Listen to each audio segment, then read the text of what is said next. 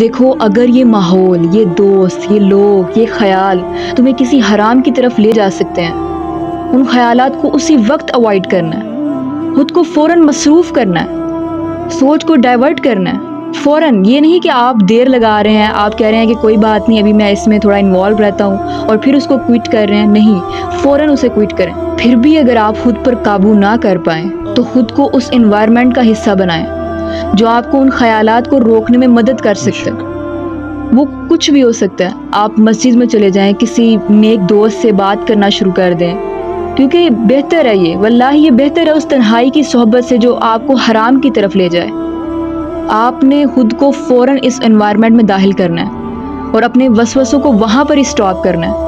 اور جو best environment ہے وہ یہ ہے کہ آپ ان محفلوں کا رخ کریں جہاں پر اللہ کا ذکر کیا جاتا ہے، جہاں پر اللہ کی باتیں ہوتی ہیں، جو آپ کو اللہ سے قریب کرتی ہیں اور آپ کو پروٹیکٹ کرتی ہیں.